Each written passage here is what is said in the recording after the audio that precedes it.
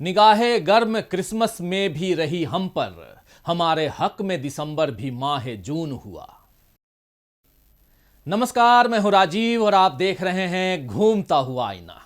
सबसे पहले तो आप सभी को क्रिसमस और आने वाले नए साल की बहुत बहुत मुबारकबाद। 2022 खत्म होने में कुछ दिन ही रह गए हैं, कुछ दिन ही बचे हैं।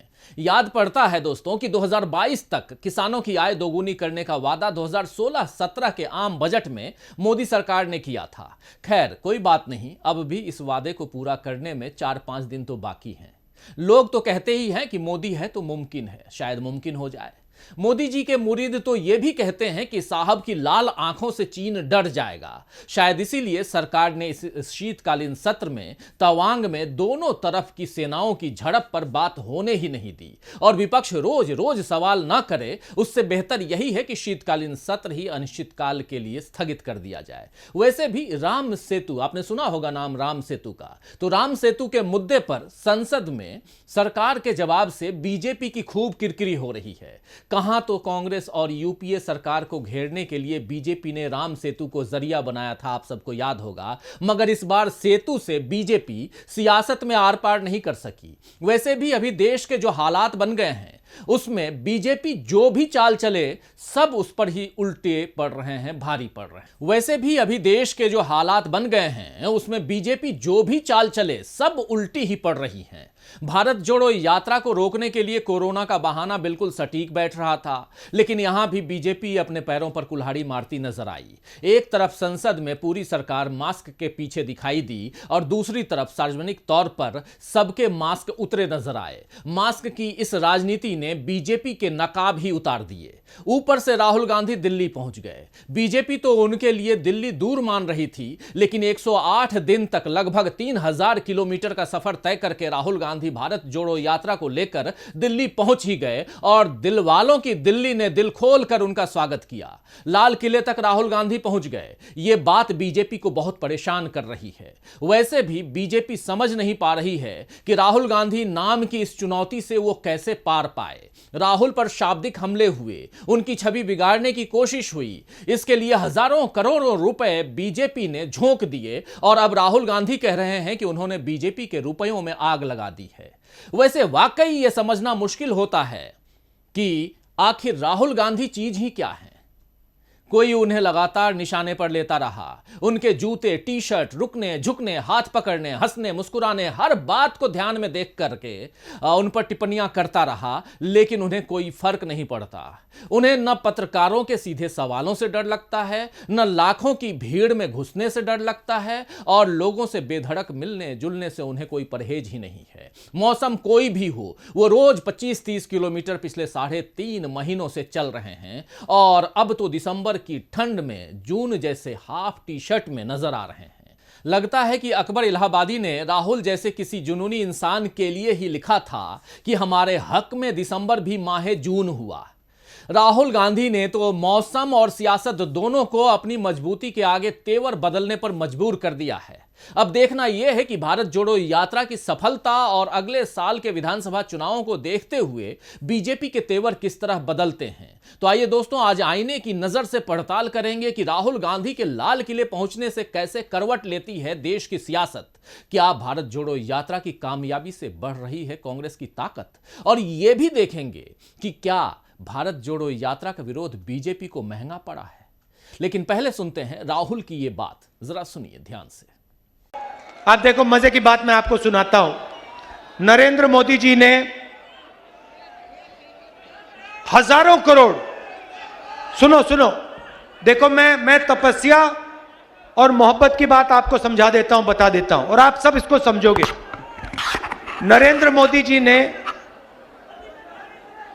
6, 7, 8 साल हजारों करोड़ रुपए मुझे और कांग्रेस पार्टी को बदनाम करने में लगा दिए। मैंने एक शब्द नहीं बोला। जितने भी उन्होंने मेरे बारे में झूठ बोला, मैंने एक शब्द नहीं बोला, मैंने कभी जवाब नहीं दिया, मैं चुप रहा। आपने देखा होगा मेरे बारे में जो भी कहते थे, मैंने कभी नहीं कहा, मैंने अपने आप को बचाने की कभी कोशिश नहीं की। मैंने कभी नहीं कहा ये गलत बोल रहे हैं मेरे बारे में। आप देख लो, मीडिया देख लो, 8 साल मैंने एक शब्द नहीं बोला। और फिर एक महीने में इनके हजारों करोड़ रुपए को जला दिया मैंने। क्यों? क्योंकि पूरे देश को दिखा कि इस व्यक्ति के दिल में इस देश के लिए, इस तिरंगे के लिए, किसानों के लिए, मजदूरों के लिए सिर्फ मोहब्बत है और कुछ है ही नहीं। तो राहुल गांधी ने भारत जोड़ो यात्रा के दौरान एक प्रेस कॉन्फ्रेंस में कहा था कि उन्होंने राहुल गांधी को पीछे छोड़ दिया है। इस भाषण को सुनकर लगता है कि वाकई वो राहुल गांधी को पीछे छोड़ गए हैं, या वो राहुल गांधी पीछे छूट गए हैं जिन्हें बार बार बीजेपी अपने निशाने पर लेती थी। शांत, सौम्य, मुस्कुराते, संसद में अपने विरोधी नरेंद्र मोदी को गले लगाने वाले राहुल गांधी अब खुलकर अपने आलोचकों को जवाब दे रहे हैं। सीधे सीधे नाम लेकर विरोधियों को यह बता रहे हैं कि वो भले 8 साल चुप रहे लेकिन भूले कुछ भी नहीं है। राहुल ने विरोधियों को बता दिया है कि आपने अब तक जो कुछ किया वो सब बर्बाद हो गया, यानी बीजेपी को राहुल का विरोध महंगा पड़ गया है। हजारों करोड़ रुपए बीजेपी के बर्बाद हुए और ट्रोल आर्मी कांग्रेस के निशाने पर आ गई है, सो अलग। अब राहुल गांधी के ऊपर लगाए जा रहे झूठे इल्जामों का कांग्रेस मुंहतोड़ जवाब दे रही है। पिछले कुछ दिनों पहले अमित मालवीय ने एक ट्वीट किया था कि राहुल ने पूर्व केंद्रीय मंत्री जितेंद्र सिंह से जूते के फीते बंधवाए, जबकि जितेंद्र सिंह खुद अपने फीते बांध रहे थे। यह बात तस्वीरों से जाहिर है। कांग्रेस ने इस झूठ के लिए अमित मालवीय को खूब खरी खोटी सुनाई। इस तरह के दर्जनों उदाहरण हर दूसरे दिन दिख जाते हैं। कहने का मतलब यह है दोस्तों कि बीजेपी का यह एजेंडा फेल हो गया है कि वो राहुल की छवि खराब करके कांग्रेस को कमजोर करेगी, क्योंकि अब तो राहुल को लाखों करोड़ों जनता रोज अपने बीच, अपने साथ देख रही है। वैसे बीजेपी ने भारत जोड़ो यात्रा के लिए कोरोना का डर दिखाने की कोशिश भी की, मगर यहां भी उसे मुंह की खानी पड़ी। आइए ये रिपोर्ट देख लीजिए। पिछले कुछ दिनों से हर बड़े चैनल और अखबार में कोरोना का डर पहले पन्नों पर और सुर्खियों में नजर आने लगा। चीन में फिर से कोरोना ने अपना असर दिखाना शुरू किया है और इस वजह से वहां फिर से बड़ी संख्या में मौतें हो रही हैं। ये खबरें देश को डराने लगीं। वैसे भी देश ने कोरोना की 2 लहरों में सरकारी इंतजामों का बुरा हाल देखा है, तो आम जनता में ये घबराहट होना जायज है कि कहीं फिर से कोई नई लहर ना आ जाए। कोरोना की खबरों के बीच में ही मोदी सरकार में स्वास्थ्य मंत्री मनसुख मांडविया ने राहुल गांधी को चिट्ठी लिखकर कहा कि वे जनहित को ध्यान में रखते हुए भारत जोड़ो यात्रा को ही स्थगित कर दें। इस चिट्ठी के आते ही कांग्रेस ने सवाल दागने शुरू कर दिए कि क्या बीजेपी ने अपनी रैली और सभाओं को स्थगित किया है। अभी त्रिपुरा में पीएम मोदी की रैली हुई, उससे पहले वे गुजरात में घर घर गए, रोड शो किए, तब कोरोना की पाबंदियां क्यों नहीं लगाई गईं? कांग्रेस के जवाब से उलझन में पड़ी बीजेपी के सभी सांसद संसद में मास्क लगाए दिखे। यहां तक कि अक्सर बिना मास्क के नजर आने वाले पीएम मोदी भी मास्क में थे। मगर यहां भी कांग्रेस ने एक वीडियो दिखा दिया जिसमें मोदी जी समेत कई बड़े भाजपाई नेता एक शादी समारोह में बिना मास्क के पहुंचे थे। कांग्रेस ने फिर पूछा कि क्या शादी में कोरोना नहीं आता है? सरकार के पास इसका कोई जवाब नहीं था। और इधर राहुल गांधी ने तो साफ कह दिया कि ये उनकी यात्रा को रोकने के लिए बीजेपी के बहाने हैं। तो कांग्रेस ने साफ कर दिया है कि वो बीजेपी के किसी दबाव में नहीं आएगी। कोरोना को लेकर अगर कोई एडवाइजरी जारी होती है तो कांग्रेस उसका पालन करेगी, लेकिन पहले नियम सबके लिए एक समान बने।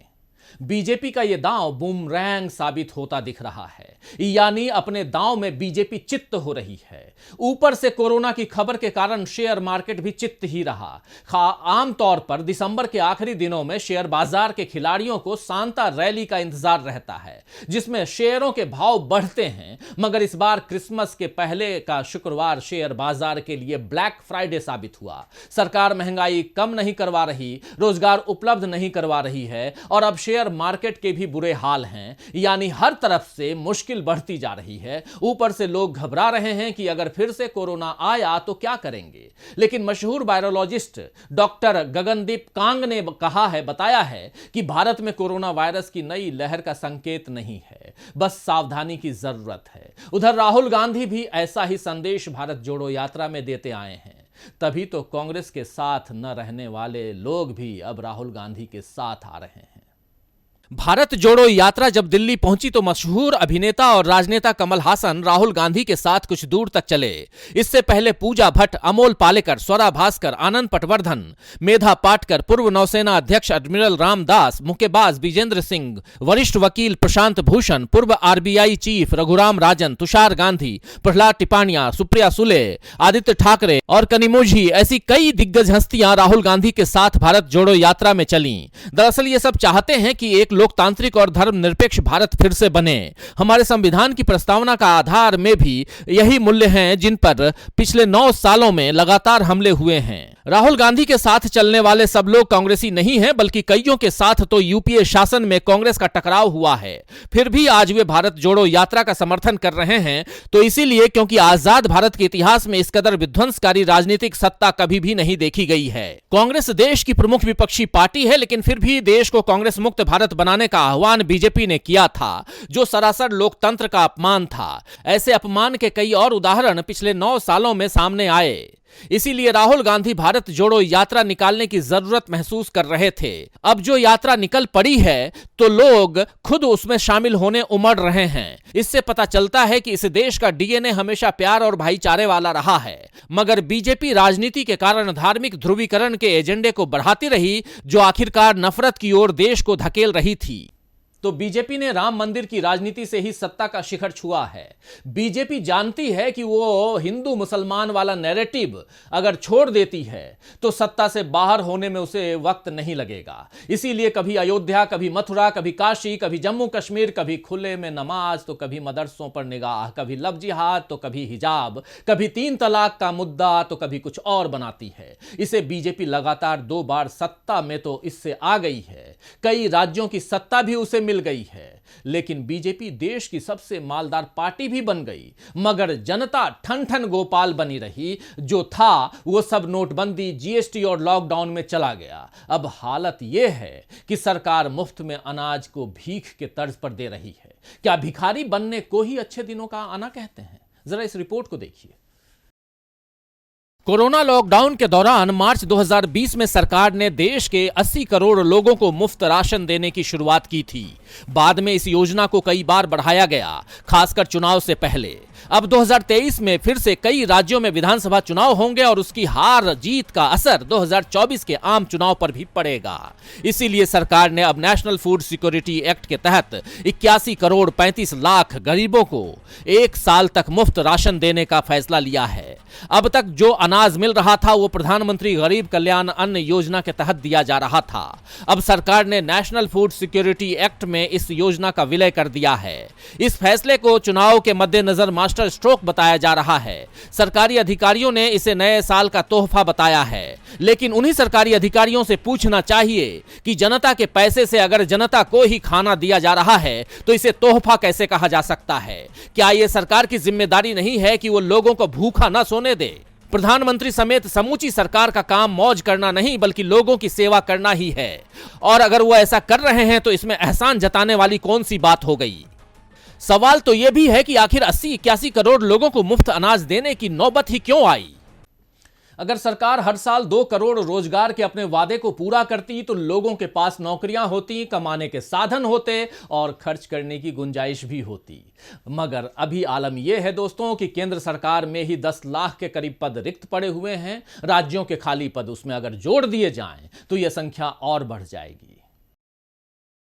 सरकार नौकरी नहीं देती, महंगाई कम नहीं करती, रोजमर्रा की कठिनाइयां कम नहीं करती, और जो थोड़ी बहुत राहत देती है तो उसे भीख की तरह जनता को देती है। लोगों के स्वाभिमान को ऐसी ठेस किसी सरकार में नहीं पहुंची। वैसे बताया जा रहा है कि 1 साल तक मुफ्त भोजन देने से देश के खजाने पर करीब 2 लाख करोड़ रुपए का बोझ पड़ेगा, मगर सरकार ने तो पहले ही सार्वजनिक निकायों यानी लोगों की संपत्ति को बेचकर 2014 से लेकर अब तक 4,04,000 करोड़ रुपए से अधिक जुटाए हैं। वित्त मंत्रालय ने संसद में यह जानकारी दी है।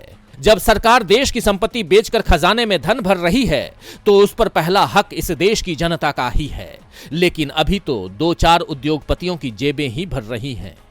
तो लाल किले के सामने से राहुल गांधी ने यही बात खुलकर कही, देशवासियों से कही कि हिंदुस्तान के 2-3 अरबपतियों को 1 लाख करोड़ 2 लाख करोड़ यूं ही दिया जाता है, लेकिन जब हमारा युवा बैंक पहुंचता है तो उसे वहां से निकाल दिया जाता है। नोटबंदी और जीएसटी छोटे व्यापारियों को खत्म करने के खतरनाक हथियार हैं। छोटे व्यापारियों को खत्म किया जा रहा है। यह सब अदानी और अंबानी के लिए हो रहा है। तो दोस्तों, यह नजर आ रहा है कि राहुल गांधी ने मोदी सरकार की गलत नीतियों के खिलाफ हुंकार भरकर लोगों में यह हौसला जगाया है कि वो भी गलत के खिलाफ बोलें और डरे नहीं। अब लोगों की चुप्पी टूट रही है और वो भारत जोड़ो यात्रा का साथ देने उमड़ रहे हैं। दिल्ली में राहुल गांधी पर बरसाए गए दरअसल ये जो फूल हैं वो इनका प्रमाण है कि जनता कांग्रेस से अब भी प्यार करती है। ये प्यार बीजेपी के लिए चेतावनी भी है। खैर, शायर सलीम कौसर ने ठीक ही फरमाया है कि और इससे पहले कि साबित हो जुर्मे खामोशी, हम अपनी राय का इजहार करना चाहते हैं। तो आज के लिए बस इतना ही। फिर मिलेंगे खबरों के नए आईने के साथ। तब तक देखते रहिए डीवी लाइव। नमस्कार।